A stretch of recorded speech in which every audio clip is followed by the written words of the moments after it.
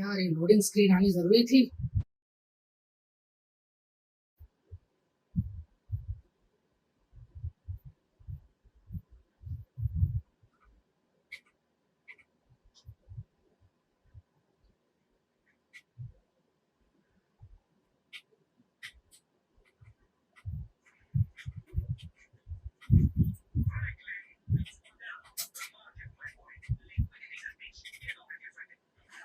Ouch. He died.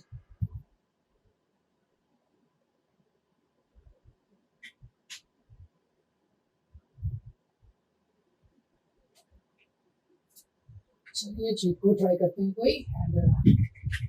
My favourite जो मैं अक्सर लाइव स्ट्रीम में लगाता हूँ, rocket to bring this PCJ motorcycle of 600 cc। चलिए थोड़े व्हीकल्स हाईजैक किए जाएं।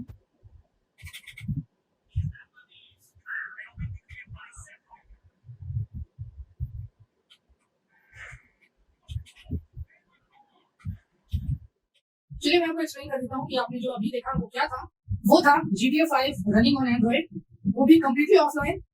और ये एक विंडोज एमुलेटर के कारण संभव हो पाया है जिसका नाम है हॉरिजॉन एमुलेटर। वैसे विंडोज एमुलेटर्स के बारे में मैं पहले से जानता था, बट मुझे ये उम्मीद नहीं थी कि इस प्रकार की परफॉर्मेंस मिलेगी कि जो 10 साल पुराना AAA टाइटल है GTA 5 नाम से, ये रन कर पाएगा। और मैंने जो GTA 5 रन किया है कम्प्लीटली ऑफलाइन रन किया है, ये कोई क्लाउड गेमिंग या रिमोट एक्सेस नहीं है। मैं अपने एंड्रॉइड में ही GTA 5 रन कर रहा हूँ। कैसे रन कर रहा हूँ ये मैं वीडियो में आगे आपको एक्सप्लेन करूंगा। तो वैसे मुझे Windows emulators running on Android के बारे में काफी से पता था, लेकिन इतनी पावर का अंदाजा नहीं था। और जो दूसरे गेम्स हैं उनको भी मैं रन करके मैं ट्राई करूंगा और वीडियो बना सका तो बनाऊंगा।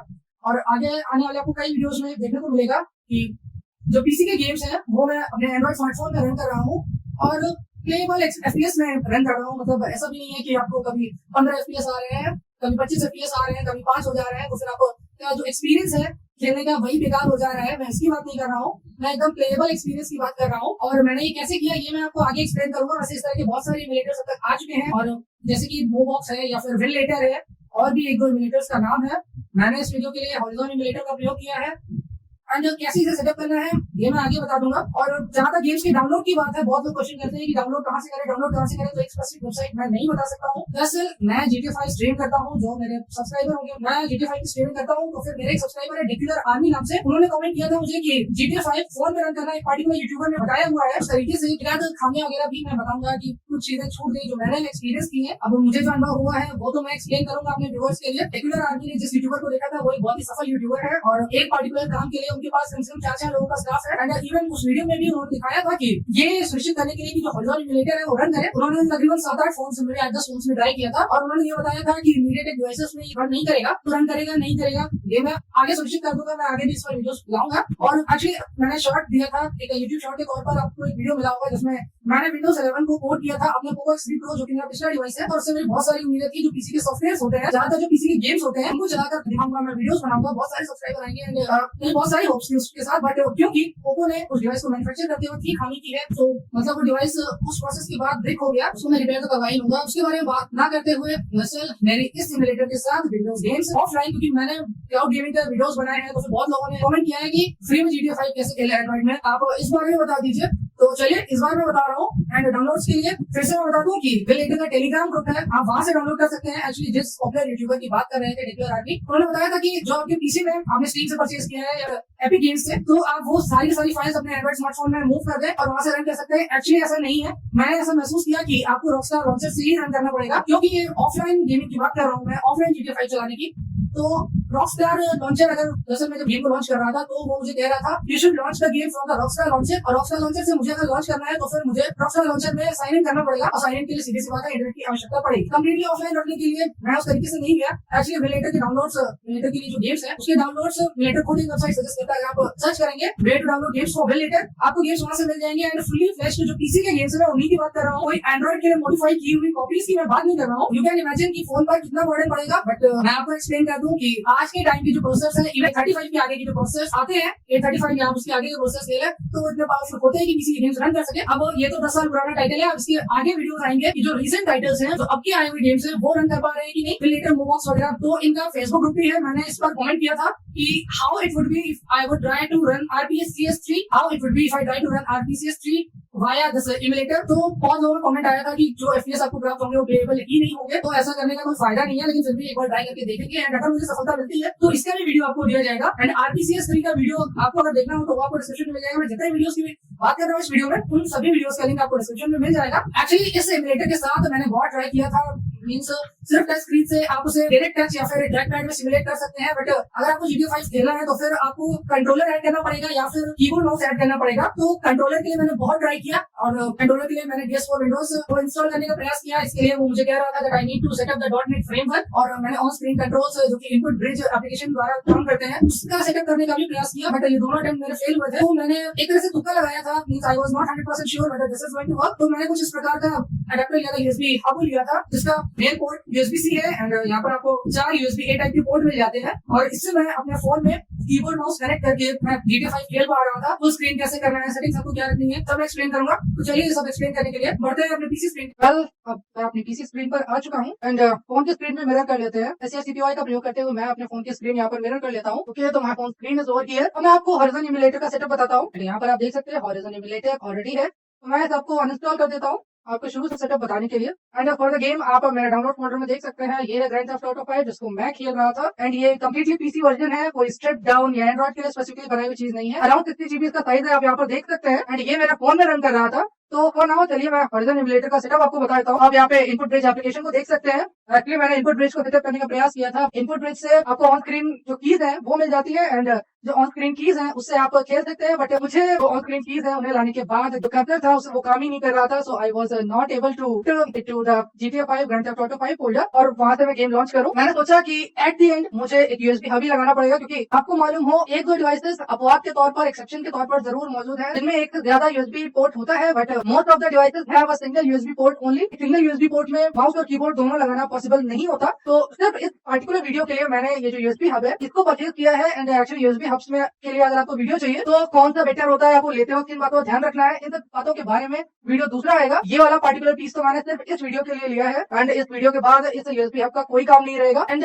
मैं जैसे वीडियो में आगे बढ़ता जा रहा हूँ, आई फॉरगॉट कि मैंने अभी तक सब्सक्राइबर अपील नहीं की है। You are liking all this stuff, please like share my videos and subscribe to my channel. चलिए आगे बताते हैं आपको कि आपको सेटअप कैसे करना है। Let me search for horizon emulator and यहाँ पर जो गिटहब का पेज है ये वैसे वेबसाइट आपको डिस्क्रिप्शन में मिल जाएगी, आपको सर्च नहीं करना पड़ेगा। ये जो डेवलपर है ठीक है, ये पूरा वर्क है। आप यहाँ से रिलीजेस में आ जाएंगे, get to releases from here. Okay, here is the release Horizon version 1.0। तो इसे डाउनलोड कर लेते हैं एंड इस वेबसाइट को मैं अपने पीसी ब्राउजर में खोलना चाहूंगा क्योंकि इसका जो सेटअप प्रोसेस वगैरह है वो भी यहीं पर बताया हुआ है। तो मैं search for horizon emulator setup, actually मैं पहले रिसर्च कर रहा था क्योंकि वीडियो बनाना है तो ऑब्वियसली बात है आपको इस टॉपिक पर खुद को एजुकेट तो करना पड़ेगा। And here suggested input bridge application by Alex cool, okay whatever that is. तो चलिए यहाँ पर आप देख सकते हैं कि रिलीजेस टैब से आपको एपीके डाउनलोड कर लेनी है एंड देन जस्ट आपको सारी स्क्रिप्ट्स अपडेट कर देनी है, अपडेट ऑल पर टैप करके एंड फिर वहाँ पे वाइन का वर्जन सेटअप करना है। उसके बाद एक कंटेनर क्रिएट करना है एंड वहाँ पर क्या क्या सेटिंग्स लगानी है वो मैं आपको बताऊंगा, वो सब यहाँ पर लिस्टेड है। तो if I get back to my device, तो हॉरिजॉन इमुलेटर तो यहाँ पर डाउनलोड हो चुका है and if I install this application, Horizen Emulator is over here, allow to access and manage all the files, the notifications। अब आपको करना क्या है वो मैं बता देता हूँ। First of all update all the पहले आपको डाउनलोड टैब पर जाना है, अपडेट ऑल पर टैप कर देना है और कुछ स्पेसिफिक चीजें जो आपको मैनुअली डाउनलोड करनी पड़ेगी वो है स्क्रिप्ट CPU टोपोलॉजी। उसके बाद वाइन का वर्जन डाउनलोड करना है जो लेटेस्ट है, मैं वो रिकमेंड कर रहा हूँ। तो डाउनलोड वाइन -9.0। ऐसे आगे वीडियोस में मैं आपको ये भी एक्सप्लेन करूंगा कि अगर वाइन का वर्जन चेंज करते हैं तो क्या आपको बेटर परफॉर्मेंस देखने को मिलती है कि नहीं देखने को मिलती है। Okay, two things have got installed and downloading DirectX -DLL। तो यहाँ पर आप देख सकते हैं क्या क्या डाउनलोड हो गया है क्या क्या नहीं। And the last thing that is to be installed is wine 9.7 and यहाँ पर आप देख सकते हैं वाइन 9.7 वनीला इज रेडी। तो एक ही ऑप्शन है यहाँ पे क्रिएट न्यू कंटेनर, उस पर टैप कर दीजिए एंड उसे कोई भी नाम दे दीजिए, मैं डिफॉल्ट नेम रहने देता हूँ। एंड यहाँ पर जो इंस्टॉलेशन टैब में जो गिटहब का पेज है, यहाँ पर इंस्टॉलेशन टैब में जो आपके इंस्ट्रक्शन दिए हैं ये आपको सेटिंग करते वक्त यही रखना है इन सेक्शंस में। तो आप उसी हिसाब से रखें, जैसे कि बॉक्स 64 में यहाँ पर दिख रहा है कि 24.04.2024 ही रखना है। एनवायरमेंट प्रीसेट में आपको एक ग्लोबल रखना है, बॉक्स में 94 वाला रखना है and DX VK driver and DX VK driver should be 1.10.3 Kinect driver में 6.5 वीडियो ड्राइवर में आपको 2.12 फिट एंड यहाँ पर एक ही ऑप्शन है। तो फिर let it just remake whatever it is. तो बस अब डन पर क्लिक कर देते हैं। अब आपको सेटिंग्स पर आना है और आपको कुछ चीजें सेटअप करनी है, मतलब यहाँ पर जो जैसा है आप वैसा ही छोड़ दें। रेजोल्यूशन अगर आप चेंज करना चाहें तो आप कर सकते हैं। जो टच स्क्रीन का इनपुट होगा वो किस प्रकार से होगा, मतलब अगर आपको चेंज करना हो तो यहाँ से आप कर सकते हैं। एंड आपको यहाँ पे 3 ऑप्शंस मिलेंगे। आप अपनी स्क्रीन को ट्रैक पैड बना सकते हैं, या फिर सिमुलेट कर सकते हैं टच को, या फिर डायरेक्ट टच इनपुट ले सकते हैं। अब इन तीनों में से आप देख लीजिएगा। मैं तो यूजुअली ट्रैक पैड रहने देता हूँ, क्योंकि मैं जब वीडियो की तैयारी कर रहा था तो मैंने अपने यूएसबी हब का यूज किया था, और अपने जो हार्डवेयर कीबोर्ड माउस है, मेरा जो कीबोर्ड माउस है for the mouse it is Redgear A15 and for the keyboard it is Redgear shadow amulet. इन दोनों वीडियोस अगर आपको देखने हो तो वो आपको चैनल में मिल जाएंगे। High DPI mouse, DPI polling rates के बीच में अंतर क्या होता है, मैकेनिकल कीबोर्ड की क्या खासियत होती है, क्या मैकेनिकल मेम्ब्रेन में डिफरेंस होता है, ये सब एक्सप्लेन किया है। कैप्चर द एक्सटर्नल माउस, इसे आप इनेबल डिसेबल कर सकते हैं। चलिए ये हो गए एक लेवल सेटिंग। यहाँ पर आपको कुछ चेंजेस नहीं करने हैं, just get to environment setting. And यहाँ से आप एक नया प्रीसेट क्रिएट कर ले, मतलब जो डिफॉल्ट प्रीसेट है वो आपके गेम रन करने के लिए पर्याप्त है, आपको कुछ चेंज करने की आवश्यकता नहीं है। बट यहाँ पर कुछ चीजें हैं जो आपको चेंज करनी पड़ेगी, मतलब आपको प्लेबल एक्सपीरियंस चाहिए, तो इस वजह से आपको चेंजेस करने पड़ेंगे। तो इसलिए आपको नया प्रीसेट क्रिएट करने की मैं सलाह देता हूँ। And if you create a new preset, उसका नाम भी दे सकते हैं। And preset have been created. यहाँ से आपको कुछ चीजें चेंज करनी है, वो मैं आपको बता देता हूँ। Like you have to change a few things. यहाँ पर जो मैंगो हुड है, अब मैंगो हुड को आप इनेबल डिसेबल कर सकते हैं। मैंगो हुड क्या चीज है मैं आपको बताता हूँ। जैसा कि अगर आपको याद हो, मैंने एमएसआई आफ्टर बर्नर का आपको वीडियो दिया था काफी पहले। एंड एमएसआई आफ्टर बर्नर की तरह ही जो कर्नल मैनेजर एप्लीकेशंस होती हैं, जो नो ग्रेविटी कर्नल का मैनेजर या फिर साइको कर्नल मैनेजर है, इन दोनों के ओवरलेस होते हैं, मतलब जिसमें आपको बताते हैं सीपीयू यूसेज कितनी हो रही है, एंड पर क्लस्टर कितनी हो रही है, जीपीयू यूसेज कितनी हो रही है, मेमोरी यूसेज कितनी है, कितने एफपीएस मिल रहे हैं। 3 प्रकार के मैंगो हुड होने वाला है। एंड मैंगो हुड में आपको क्या क्या दिखाना है वो आप यहाँ से चूज कर सकते हैं। Show the battery information when possible, show the CPU information. मैं तो कहूंगा थोड़ा सा आप कम कर दे तो बेहतर रहेगा, बट यहाँ पर फिलहाल के लिए मैं जैसा है वैसा ही रहने देता हूँ। एंड फॉन्ट साइज यहाँ पर थोड़ा सा कम कर लेता हूँ। जो टेक्स्ट की ओपेसिटी है, जो बैकग्राउंड की ओपेसिटी है, उसे आप चेंज कर सकते हैं। आपको ओवरले कहाँ पर चाहिए वो पोजीशन आप सेटअप कर सकते हैं। और यूजुअली अब ज्यादातर ये दिखाया था टॉप लेफ्ट में होता है, तो मैं टॉप लेफ्ट ही लगा देता हूँ। और आगे की वीडियो में मैं आपको बताऊंगा, जैसे कि यूजुअली ये बात कही जाती है कि मतलब मीडियाटेक प्रोसेसर वगैरह में काम नहीं करता है, और जो नए गेम्स है, नए जो ट्रिपल ए टाइटल्स है इसमें काम कर रहे हैं कि नहीं, इन सब के बारे में आपको बताऊंगा। फिलहाल ये वीडियो GTA 5 के बारे में, तो GTA 5 के बारे में बात कर लेते हैं। वेल, तो ये सब सेटअप करने के बाद आप ओके, एक्चुअली CPY बार डिस्कनेक्ट हो रहा था बिकॉज यूएसबी हिल रही थी, तो मैंने वायरलेसली कनेक्ट कर लिया है। फिर वायरलेस एडीबी के बारे में वीडियो आपको डिस्क्रिप्शन में मिल जाएगा। और अपना setup back to the version emulator, मतलब कंटेनर सेटअप करने के बाद आपका जो कंटेनर 1 है, जो आपने नया कंटेनर सेटअप किया है वो सिलेक्टेड है। Just go to file manager and first boot can take some time, be patient.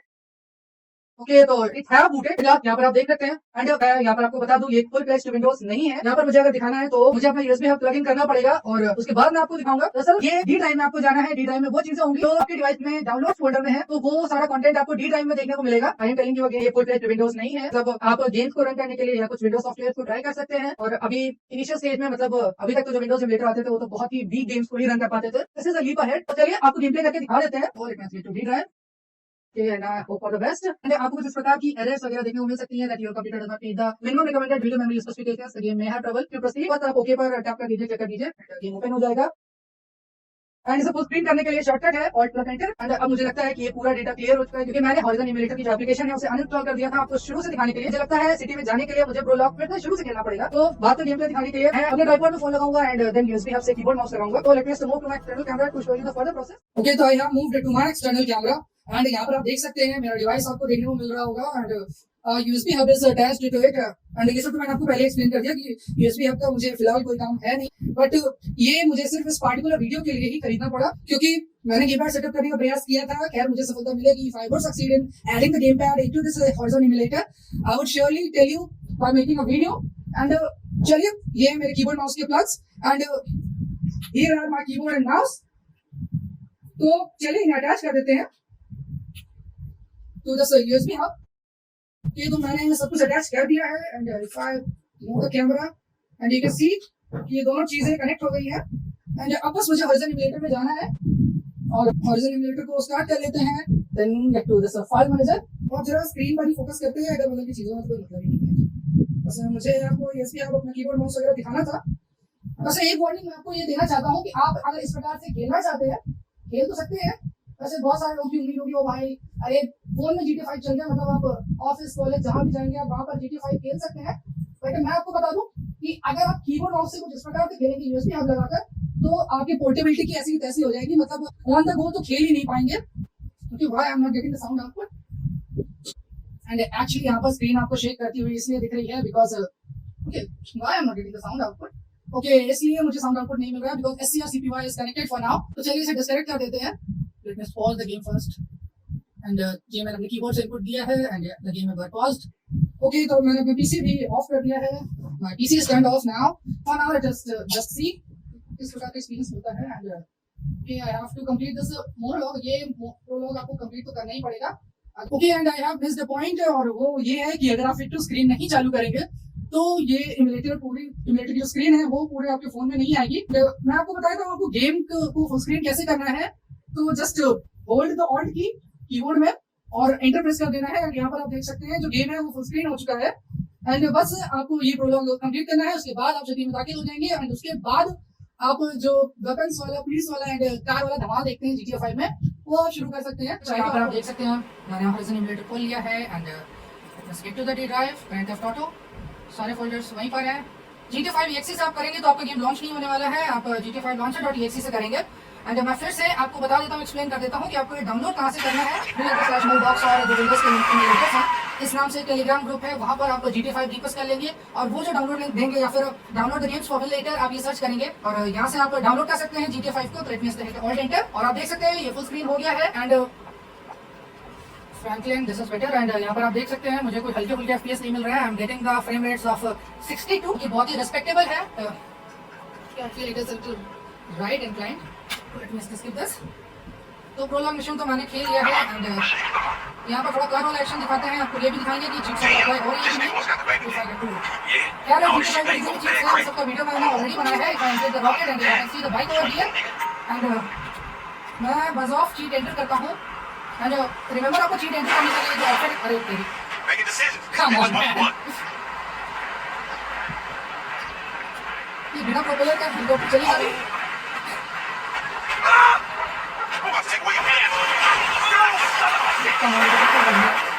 Anyways, let us get out of this. अब देखते हैं ये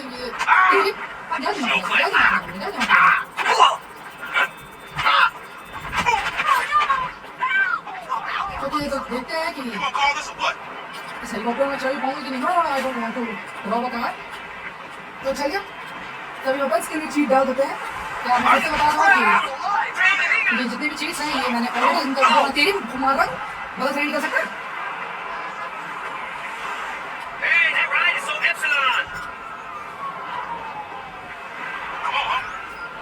Okay, let me see, make a request a little bit. Yeah, crosshair दिख नहीं रहा है। Okay, now I just have to see the crosshair. तो police के सामने खड़ी मिशन फेल्ड, कॉप्स वर अलर्टेड। ओके, तो मुझे लगता है मुझे ये वाला मिशन भी कंप्लीट करना पड़ेगा। खैर मैंने आपको एक्सप्लेन कर दिया कि आप कैसे खेलेंगे। रैप अप द थिंग्स, मतलब अब तक मैंने आपको जो दिखाया इसका सार आपको बता देते हैं। स्टार्ट ये है कि आप GTA 5 अपने एंड्रॉइड स्मार्टफोन में खेल पाएंगे एंड कंप्लीटली ऑफलाइन, ये कोई क्लाउड गेमिंग वगैरह कुछ नहीं है। एंड मैं आपको ये भी बता रहा हूँ कि अगर आप इस प्रकार से खेलेंगे तो your portability will be sacrifice. और मैं ऐसा इसलिए कह रहा हूँ क्योंकि बात यह है कि आप USB हब लगाएंगे फिर कीबोर्ड माउस लगाएंगे तो आई डोंट फील दैट आप जहाँ पर भी खेलना चाहते हैं, वेदर इट बी कॉलेज और एट द जॉब, वहां पर आप खेल पाएंगे। आपको ये सब चीजें लेकर घूमनी पड़ेंगी and it would be much better कि अगर कंट्रोलर से आप खेल पाए। अच्छा, अभी तक तो मुझे सफलता प्राप्त नहीं हुई है। I haven't been able to play via the controller, but as soon as I succeed I will make a video regarding how you are going to play using the controller. एक और बात मैं आप सबसे शेयर करना चाहता हूँ कि मैं जब खेल रहा था मैंने ये बात ऑब्जर्व की थी, मतलब जो माउस होता है उसका कर्सर है बियॉन्ड स्क्रीन की बाउंड्री, जैसे टच करता है बियॉन्ड जाने की तो बात दूर की, तो जैसे बाउंड्री टच करता है उसके बियॉन्ड, उसके ऊपर जो इनपुट है वो रिसीव नहीं किया जाता है। अब खैर इस तरह का जो सिनेरियो है इसको तो टैकल कर सकते हैं, सिचुएशन से बच सकते हैं हाई DPI माउस से। मतलब इस एमुलेटर में मैं रेडगियर का जो ड्राइवर सॉफ्टवेयर है उसको मैं सेटअप कर सकता हूँ एंड उससे मुझे 8000 DPI तक का मिल जाएगा and it will fix the problem. और खैर हाई DPI वॉल्यूमेट्स वगैरह का जो वीडियो है इसके बारे में तो मैं आपको पहले ही बता चुका हूँ और वो वीडियो आपको डिस्क्रिप्शन में मिल जाएगा। ये जो चीजें हैं मैं यही एक्सपेक्ट कर रहा हूँ कि most of the people might not be having the stuff that I have. Well, इसका solution एक ही है कि आप कंट्रोलर का प्रयोग करें। तो that's all for this video and if you like my stuff, please like and share my videos. ऐसा बहुत सारा Android से PC related content चैनल में है, kindly check that. So that's all for this video. Thank you.